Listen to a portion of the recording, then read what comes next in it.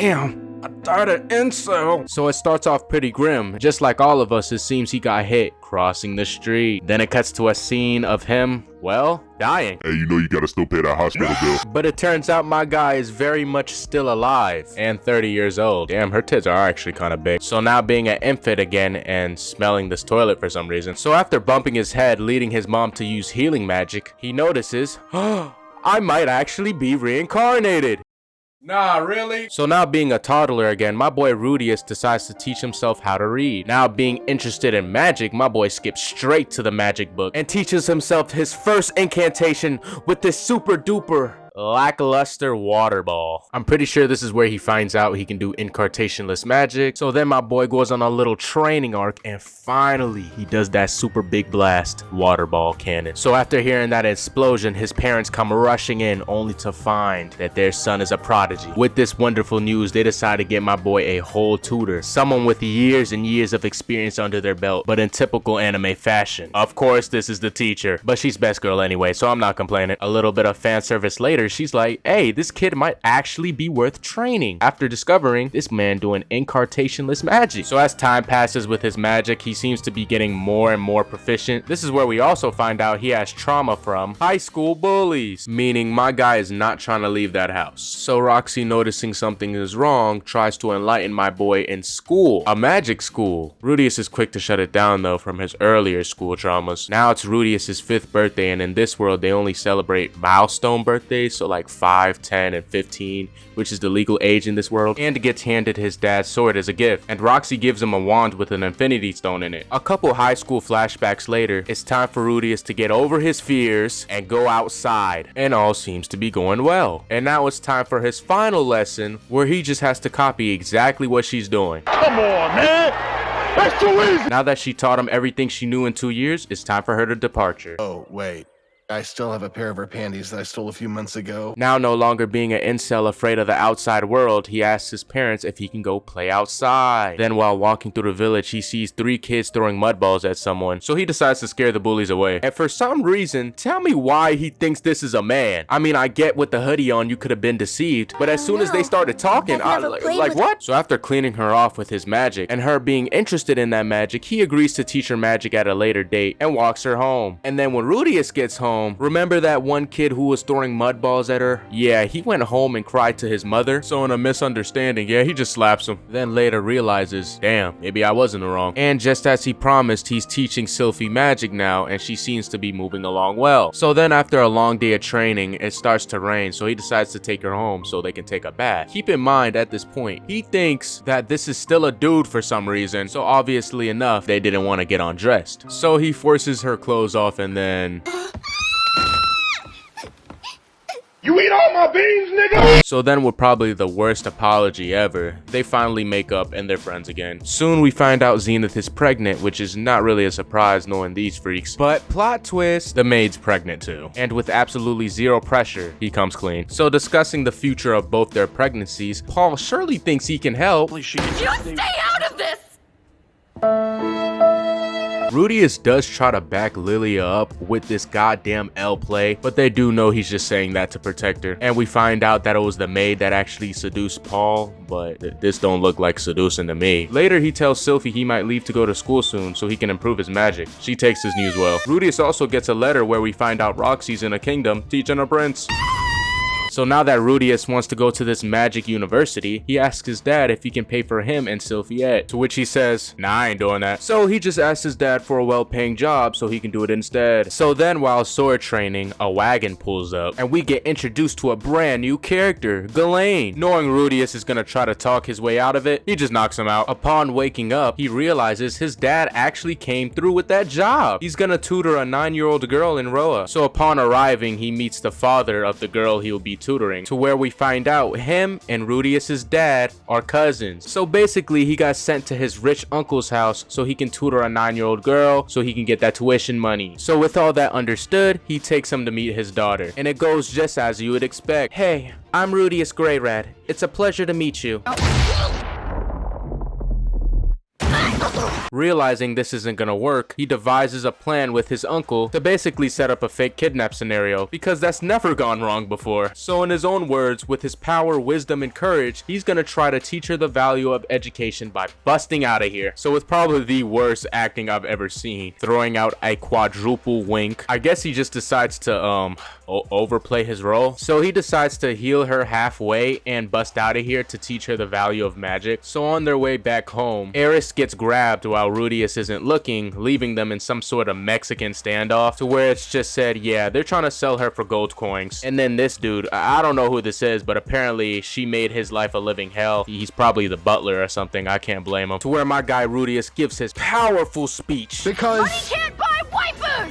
Huh? Eventually, they just start scrapping, getting Gawain's attention, and she just proceeds to speed blitz them, and then getting that butler thrown away for good. But the good news is, at least Eris finally accepts Rudius as her tutor, so now my boy finally got his first job at damn near 40 years old. So the next day, we get introduced to some brand new characters, Eris's mom and grandpa. So after smacking Philip across the room, he asks Rudius if he can teach Eris those spells she can't get out of her head, to which Rudius declines, because if she can't ask him himself, she can't be a polite and humble adult since she always has people doing her bidding. So he demands her downstairs so she can ask Rudius nicely to teach her those spells. You please teach Eris how to do magic, meow! So now Rudius is teaching Gawain and Eris math and magic, and she's teaching them the way of the sword. And I guess on an off day, they decide to explore the town. And look, something's in the sky. That might or might not be important later. And Eris even got him a gift from that horny juice he was looking at earlier, and she beats him up for it. So now while Rudius is checking out his sculpture, he gets a knock on the door by this maid lady who basically needs his help teaching Eris how to dance before her 10th birthday festival. And it goes just as you expect it would, but she does eventually gain some progress. Also, Roxy sent him another letter. Yeah, she's just doing fine, though she does still end up messing up the dance and failing. My boy Rudius comes in clutch as always and helps her finish the dance though. And now since they learned elemental magic, Rudius gifts them wands just like Roxy did to him. And that's also her gift for her 10th birthday. And Ghislaine gives her a ring that apparently fends off wolves at night, though she said it might be a superstition. Later, after walking in on his uncle playing Twister, he's like, hey Rudius, look, something else is in the sky. Later, while peeking around a corner, he sees Eris trying to get gifts ready for his 10th birthday. And after seeing this, he decided he's gonna learn to cry on cue. Then while talking to Gawain, who's obviously not trying to buy time for the party, Rudius seeing this takes the time to ask her if he can see her tail, because apparently he doesn't know how it works. And being the responsible adult she is, she shows him. Then oh my god, a surprise party? I didn't see this coming, guys.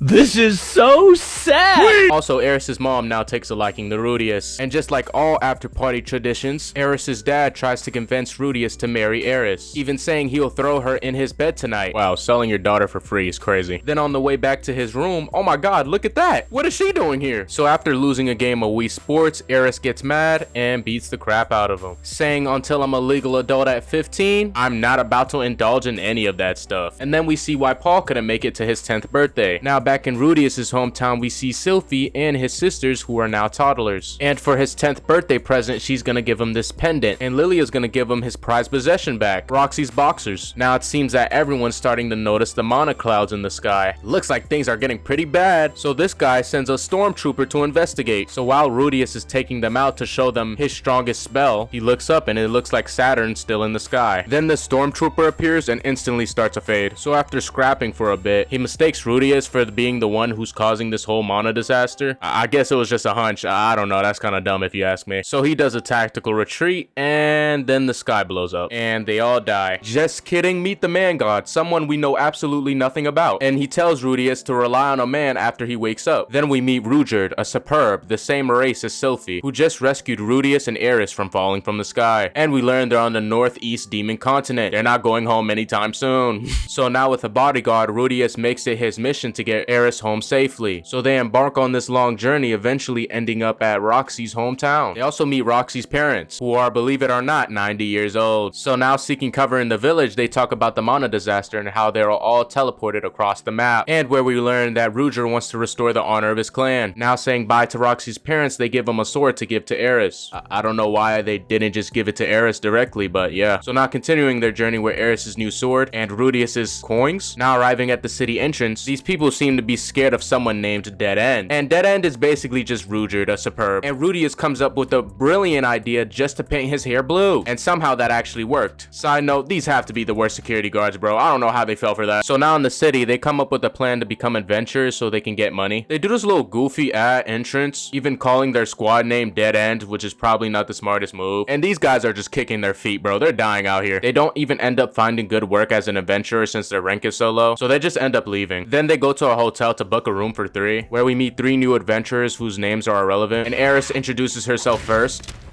Later in the hotel, Rudius has a dream about the man god, where he tells him you should accept that E-rank mission to save a cat. So that's what they end up doing the very next day. Using his third eye, he's able to track it to a cave, to where we see these are some pretty big cats and they're being held captive. So they sneak and bind the people responsible for this, and while trying to question him, he gets absolutely gut checked, resulting in Rudyard just straight up offing him for hurting a child. Wanting to off the rest of them, Rudius stops him and decides to team up with them so they can get their adventure rank up. Now being C rank level adventurers, he tells them to go on a B rank quest and they go on a F. They also say spread the word of Dead End being well behaved so Rudyard can be seen like as a good guy, I guess, even though he's out here murking people. But anyways, next we cut to Roxy checking the list of the dead to make sure Rudius and his family aren't on there. Also, Zenith, Lilia, and Aisha are missing. We know this because Rudius's dad wrote it in a letter that just might make it back to Rudius. So now back to Rudius, where they're basically on a mission to investigate a forest for a monster and they get paid more if they kill it. And the adventurers we met earlier at the hotel are there too, along with these randoms, and they're all there to do the same exact mission because whoever assigned it is terrible at their job. And the randoms got mad that they got assigned to the same mission, so now it's a race. Rudyard, concerned about the hotel kids, suggests they should follow them. Rudius talks him out of it, of course, and says we should tail them and only jump in unless they really need help. But it does seem Rudyard's intuition was correct, because while tailing them, they get snuck by a big spider and a big snake. And when Rudyard's about to jump in and save them, Rudius stops him, because if they get knocked around a bit and he heals and saves them, their reputation will get a big boost. Obviously, this doesn't go as planned and Bird Boy goes flying across the map. So they have to swoop in and save them, and Bird Boy actually ends up dying. And Rudyard's pissed as hell because of Rudius' selfishness. Luckily, Bird Boy's comrades save Rudius from being smacked around. With that resolved, the hotel people dip out of there. So continuing their mission, they end up finding the monster they came for. And remember those randoms from earlier?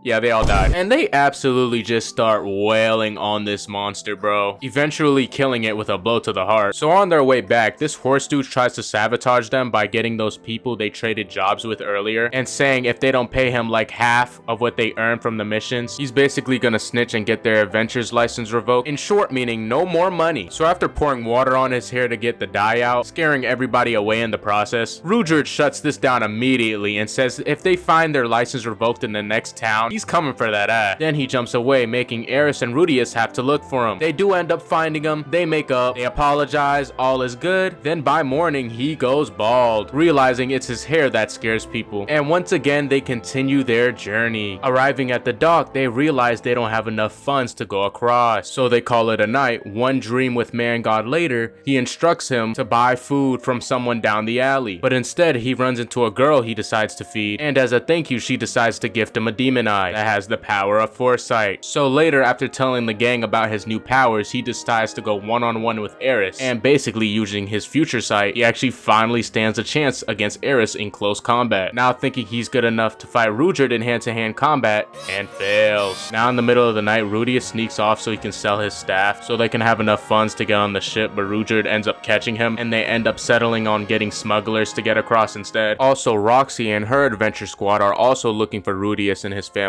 She was also watching Rudyard and Eris train earlier and somehow never saw Rudius. So back to the smugglers, they agreed to smuggle Rudyard to Sandport as long as they liberate some stolen goods for them upon arrival. So upon arriving there via ship, now that they made it, Rudius has to go pick up Rudyard, where surprise surprise, he ends up telling him, yeah, there's kids captive here. They are working with criminals, so that's not a surprise. So Rudyard takes this guy out for killing one of the kids in there. So Rudius goes to heal the beast kids who were kidnapped from their tribes. So with that settled, they agreed to take these kids to the nearest city. But one of them's like, wait, you forgot to save our dog. So Rudius tells them go on without him, he's gonna go back to save the dog. And while doing that, I guess the beast guardians or whatever finally decide to show up and mistake Rudius as one of the smugglers. Cause we all know if Rudyard was there, that was not happening. And the old man says, hey, I'm gonna go follow the scent to the city where the kids are heading. And then he's just like, hey, since we all kidnapping kids here, I guess. Yeah, so he kidnaps Rudius and takes him back to his village. And they lock this man up in some type of wooden cell on some bogus charges. Also, Rudius has a new cell buddy who takes a real liking to Rudius. I'm not gonna lie, I don't remember this part. But luckily for them, their village actually ends up getting attacked, so they end up escaping. And Rudius low-key thinks they deserve this for locking him up for a week for no reason. And being just a good guy, he decides to help them out anyway. So he casts water magic to put out the fire, and they team up with the beast people to go rescue the kids. And that one guy who helps Rudius smuggle to Zamport, he turns out to be the mastermind behind this whole beast trafficking situation. And now they're in some sort of Mexican standoff, but that dog they ended up saving comes in clutch. And of course, almost immediately, they end up scrapping. Side note, Rudius needs to work on this eye ability, bro. He saw the foresight coming and still got hit with the knife. Then Rudius defeats the guy with a big explosion from his staff. So upon waking up, of course, he's hailed as a hero now, and the beast people who locked him up end up apologizing by rolling back on their stomach like cats. But you know the chief of the town's not doing all that. We also get to see that Eris's grandfather is held responsible for the Mono disaster, which teleported everyone across the map, and he is executed. Now that they're staying at the village after saving them, we learn this is Gawain's brother, and she's a disgrace because she left to be an adventurer. Learning that their auntie was a swordswoman, they ask Eris to train them, and after telling them she'll have to be leaving this village soon, they get into a fight. So with all that wrapped up, they make up, and it's time for them to leave again. Also, Rudius's admirer also joins the trip. Not for too long though, because as soon as they get there, he ends up splitting off from them, saying until next time we meet. Thank God, this dude was So now finally back in human territory, Rudius catches a glimpse of an apparent kidnapping, and being a good guy, of course, he pursues them. Plus, the more people he saves, the better Ruger's reputation becomes. Following them to this rundown building, he sneaks his way in, and while he's hiding out, he finds a mask. Being a little too excited about this, he actually blows his own cover. So of course, since they now know he's there, of course they gotta instantly get the scrapping. He takes these dudes down pretty easily, and even ends up fighting the girl whose mask he has on. And since they're all pretty fodder, they end up calling the boss out, so they have to fight too. And then when he slices the mask off, we end up finding out this is actually Rudius's dad. And I guess it was all some kind of misunderstanding and they weren't actually kidnapping people, but that's still pretty suspect. So they sit down and Rudius catches him up about what they've been doing this whole time. And this kind of pisses Paul off. To him, it seems like he'd been playing around this whole time, saying why didn't he bother to find out if anyone else was teleported to the demon continent. And then he really pisses Paul off when he says, is he having another affair with this girl? And after hearing that, my boy Paul just snaps and punches him. And Rudius, actually putting use to that future side eye, lands a hit on him. We all know what happened the last time he tried to use it. And while punching Paul, his sister actually ends up walking in on him, and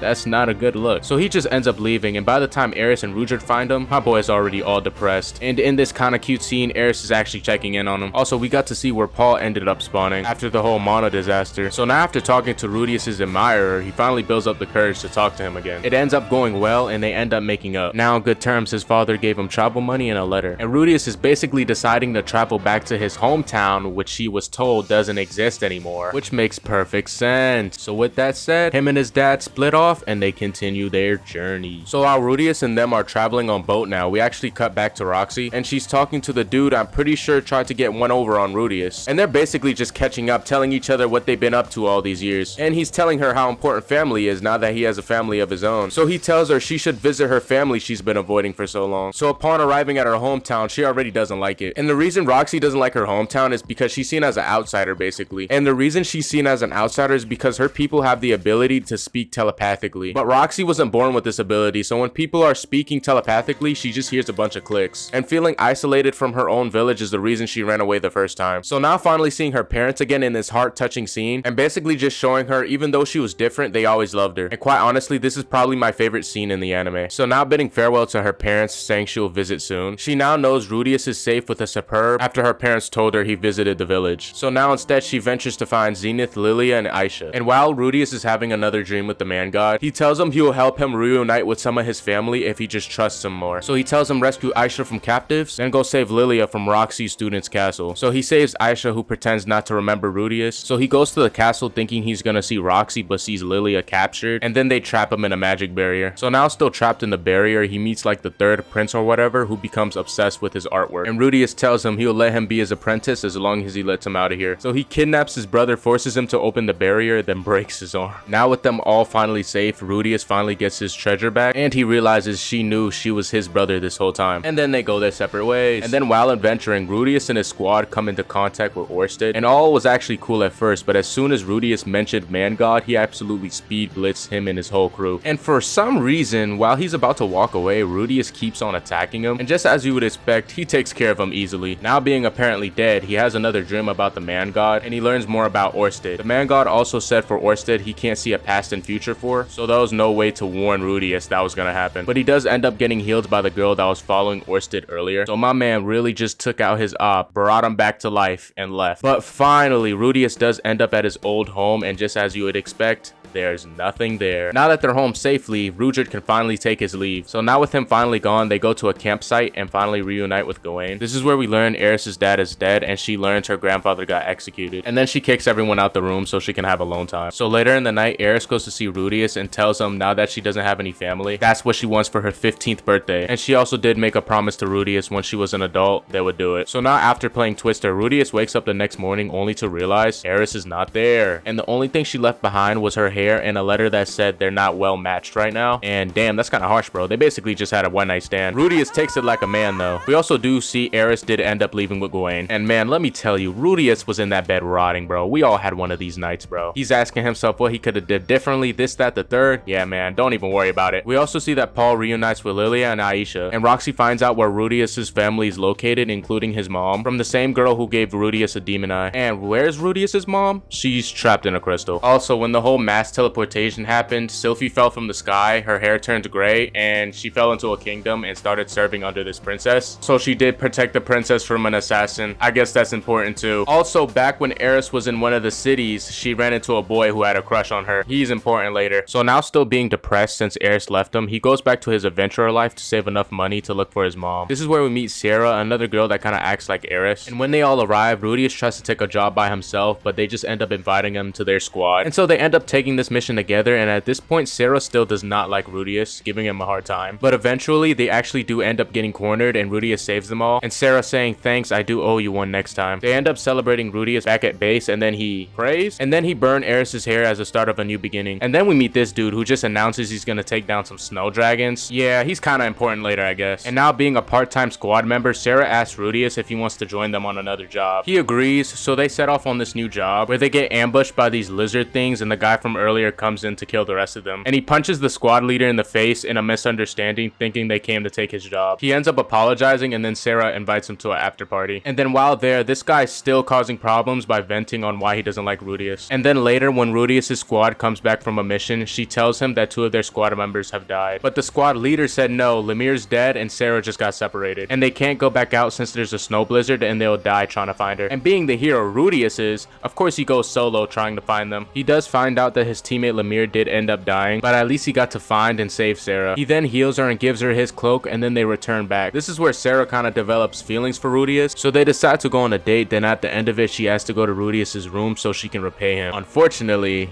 he couldn't get it up. So feeling upset, she just walks out and he ends up drinking his problems away. This is where this dude again tries to get under Rudius's skin, but he's not going for it this time. He absolutely just starts beating him. And this is low-key where he kind of starts to understand Rudius and his problems, so now he's on board to helping him. So I think I can finally now start calling him by his name, Solda. So his first idea is to take Rudius to a service worker. It doesn't work though, so Rudius just decides to get drunk. So the next day, still a little hazy, Sarah does overhear Rudius talking ill on her name, so she slaps him and says she never wants to see him again, and almost immediately he tries to off himself. And this is actually the scene that got me into this anime. Now seeing Rudius is really at his lowest, Solda asks Rudius if he wants to come with him. So he agrees and they venture off. This is where she meets Alina Lise and she immediately starts hitting on him. Solda meets her too and they got like a little reverse prostitution thing going on. Alina Lise also tells Rudius that Roxy and Paul have now joined parties because they found out where Zenith was. She also gave him a letter that invited him to the University of Ranoa, the same school he was trying to go to earlier with Sylphie. He's not too sure of it right now though, until the man god tells him he should because it will fix his manhood somehow. So he says his farewells to Solda and they venture off to the University of Ranoa. Upon arriving, he meets with the vice principal who wants him to test his silent spell casting against Fritz. He wins effortlessly and now he's exempt of having to pay tuition, so he's accepted and now he's in a dorm. Later we get to meet his classmates, Cat Girl, Dog Girl, the guy who had a crush on Eris, and Rudius's pupil who was obsessed with his figures. He also has one more classmate, but she never comes to class. She's important later. And while having lunch with his pupil, Rudius suggests they should make a figure together. This is where we also meet this dude, who's really not that important, but we do know he's a gray rat, so he's Rudius's cousin. And then while walking, he catches a pair of underwear and then is jumped by the girls' side of campus. But luckily, he's saved by Fritz, who he thanks, and for some reason, he thinks this is a guy again. So just like he promised, Rudius tries to teach Zanaba how to make a clay figure, but he's pretty bad at it. So Rudius goes to ask Fitz for advice, and she says she heard somewhere that if they get a slave to do it, it would make the whole thing easier easier or something like that. So they end up going slave shopping, and they end up finding this little girl who said she didn't want to die, so they end up adopting her. First thing they do is take her out to eat, and since dwarves don't get a name till they're 7 years old, they give her one and name her Juliet. They also decided to have her live with Zanaba. While Juliet is getting better at magic, Rudius comes over only to find the Roxy figure he gave Zanaba is broken. He asked what happened, and he said he wagered it with 2 beast girls and they ended up breaking it. Zanaba and Rudius end up finding the 2 girls who did it. They knock them out and capture them, and they question them on why they broke the figure. Not knowing what to do, Rudius goes to ask Fitz for advice again, and they decide to punish them by painting on their faces, and if they don't listen to Rudius, she'll cast a spell that'll leave that paint on their face forever. Also, they obey Rudius now regardless. Later while walking, Rudius saves Cliff from a group of bullies. Later that day, Cliff ended up telling Rudius that he had a crush on somebody. Who do you have a crush on? Elaine Elise. And that's basically the Bonnie Blue of this world. And he asked Rudius if he can introduce him to her. So after asking Fitz for advice once again, he decides to introduce him to Elaine Elise. She pulls Rudius aside saying, "You know I can't commit to one guy. You know about my whole curse and everything. I can't do that." And then Rudius said, "It's your decision. It's up to you." And then Elaine Elise asked Rudius to leave the room. We do find out what decision she ended up making, and they're now a couple. Later on, the Demon King is fighting a long list of challengers so he can finally challenge Rudius. Rudius asks if he knows anything about the Man God, to which he says he does not, but he does know about Orsted. And the Demon King says if he can land one blow that wounds him, he will be the winner of the match. And Rudius charges up the juiciest attack and absolutely disintegrates his upper body. But don't worry, he's the Demon King. Of course he's still alive. Later on, we meet Nanahoshi, who was the other girl in Rudius's class. This is the same girl that was with Orsted when he wounded Rudius. And she's been working on a spell to teleport her back to the real world where her and Rudius are from. Rudius isn't totally on board with that since he likes the new world he's living in, but agrees to help her out anyway. Also, it's revealed she had something to do with the Mana disaster when she was teleported here. But if I was teleported in a world with beast and elf girls, I wouldn't be trying to leave either. Rudius develops feelings for Fitz, contemplating if he's gay or not because he still thinks it's a dude. But later when she falls on him, he finds out he is a woman. Also, his manhood finally got fixed. Well, kinda. Later on, Rudius and his cousin have a conversation about Fitz, and he's really just trying to press him here. Rudius de-escalates the situation though. Later on, the princess asks Fitz what she wants from Rudius, and Fitz responds by saying, "All I want to do is be with Rudius." So Fitz and the princess come up with an idea to take Rudius on a mission with Fitz alone so she can reveal who she really is and her feelings for him. While on the mission, Rudius and Fitz end up having to go inside a cave where Rudius has to take all of Fitz's clothes off to keep her warm, and this is where he realizes, surprise surprise, it's Sylphie. Oh my god, finally, now I can stop calling her Fitz. Also, she confesses her feelings for him. Also, while inside the cave, they try to get intimate, but Rudius's manhood still doesn't work. Later, Sylphie tells the princess what ended up happening inside the cave. Also, they gave Sylphie the serum to help Rudius with his manhood. So now with the super serum, she goes over to his room and they get straight to work. And while Sylphie and Rudius are talking to the princess, Rudius reveals he wants to marry her. And with that, Sylphie is no longer a servant of the princess. So with that being said, Rudius is looking for a house to surprise Sylphie with, but when he finds one, the house is said to have monsters or ghosts in it. So like all of us, that boy call up the Ghostbusters and they go straight in there and get to work. But it turns out it was just a puppet, so they defeat it and Zanaba takes it back with him since he's into artistic stuff like this. So him and the gang refurbish the house and Rudius finally surprises Sylphie with it. So now with the house, Rudius and Sylphiette start sending out wedding invitations, and we learn that Elaine Elise is Sylphie's grandma, and then the princess wants to see Rudius and Luke duel to see if he's worthy of protecting Sylphiette, and Luke gets speed blitz. Also, Rudius and Sylphiette are now married. Now that they're all settled, this is when Paul writes a letter to Rudius saying he's sending his sisters Norn and Aisha over because the terrain they're traveling is getting more and more dangerous for kids. He also confirms they know where his mom Zenith is. Meanwhile, while having dinner and practicing magic after, Sylphie tells Rudius she might have trouble bearing kids because of her elf blood. Later, Rudius helps Nanahoshi with her teleportation spells, but it fails. Knowing she's probably never gonna return home, she starts raging out. Rudius calms her down and then she falls ill, so he takes care of her for a little while. Eventually, Rudius and the others help Nanahoshi with her spell, being able to teleport a bottle from Earth. And this being the progress Nanahoshi was hoping for, they all celebrate. Finally, Rudius' sisters Norn and Aisha arrive. With them, they came with a letter saying they wanted them both enrolled in school. Aisha doesn't want to because she wants to be Rudius' maid, and Norn doesn't want to because she knows she'll fail. So Rudius tells them if they pass the university's entrance exam, they won't have to go to school. Also, at this point, Norn still doesn't like Rudius because he beat up his dad. Later, Aisha ends up getting a perfect score, meaning she won't have to go to school anymore and she can become their maid. Norn, however, didn't do so great and asks Rudius if she can go move into a dorm. Rudius agrees since he knows she doesn't like him and she fights with her sister all the time. Aisha takes this news pretty well too. Are you being nicer to her because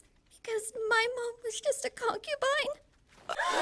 Now that Norn has settled in the dorms, she stopped showing up to class since everybody kept talking about her brother and how he's the strongest in the school and all that. And since she still doesn't like him, she just stayed cooped up in her dorm all day. Rudius, hearing about this, would show up at her dorm and they would finally work through her feelings. So now Norn and Rudius are on good terms. Sylphie also drops some pretty big news. She's pregnant. Rudius also reads a letter that says the Zenith rescue's in a dire state and they need help. And my boy really starts stressing out here. Later, he would have a dream about the man god and he would tell him not to go. Rudius doesn't know whether to believe him or not, so he makes a plan to go anyway. So he tells Elena Lise, who agrees to go with him, and the others that he's leaving. Upon arriving, Rudius and Paul catch up, and Paul tells Rudius that Roxy stepped into a teleporter and is now trapped in the ruins too. Now arriving at the ruins, Rudius and his squad defeat multiple monsters progressing through the floors. Eventually, Rudius finds and saves Roxy, who's been stuck there for over a month. After retrieving Roxy, they decide to retreat for the day. This is where Roxy sees my boy Rudius as a man now, because if you don't remember, last time she seen her, he was just a jit. Now going back to the ruins, they finally find a teleporter that will lead them to Zenith. And when they take it, it leads them to a big dragon called a Hydra. We also see where Zenith is, trapped in a crystal being guarded by the Hydra. Paul, after seeing this, rushes in there and cuts 2 of its heads off. After seeing magic doesn't work on it and it can regenerate, they decide to retreat. Upon retreating, Paul gets mad at Rudius because he asks does he think his mom's still alive in there, and he's being too calm about the situation. So once this guy de-escalates it, they calm down and they finally come up with a plan to defeat the Hydra. Now going back into the teleporter, they once again start fighting it. They come up with a plan to when Paul cuts its head off, Rudius will burn it so it can't regenerate. So while they're doing that, Paul kicks Rudius out the way and Rudius injures the last head of the dragon, losing his hand in the process. And with the dragon now injured, Roxy deals the final blow. Now with all the heads of the dragon finally being destroyed, they finally defeat it. Now with the dragon defeated, Rudius heals his hand a little bit, only to get up and find out that Paul's dead. Damn, rest in peace to GOAT. They really killed this man a few days after Father's Day. Finally, they get to rescue Zenith from the crystal. But upon arriving back, they realize there's something wrong with Zenith and she might be a little brain dead. Now that Rudius is all depressed and stuff, Roxy tries to comfort him and she sleeps with him. Now that Zenith is rescued, they all decide to travel back to Rudius's home. During this trip, Roxy tells Rudius she's in love with him and apologizes for sleeping with him, saying she was being selfish. Rudius would later ask Roxy to marry him, saying he loved her too. Roxy would decline, saying ask her again once Sylphie gave approval. Now arriving back at Rudius's house, Rudius tells his sisters that their father has passed away. He also tells them he wants to accept Roxy into the family. Norn doesn't take this information well and just goes berserk. But good thing Sylphie comes last minute and welcomes her to the family. Roxy also says she will become a former wife later after the baby's born, so she doesn't take away attention from Sylphie being pregnant. And then about a month later, Sylphie ends up giving birth and Rudius now has his first kid. Then later, Rudius will go to Paul's grave to have toast with his dad and tell him about his future and his newborn. And finally, with that is Mushoku Tensei in minutes. Until season 3 comes out later this year. Alright. 100 likes and I'll make another one. One of these days. I don't know. 20 likes then. Shit. I got a ray gun in my hand. Pow, pow, pow, pow, pow, pow. Got a ray gun in my hand.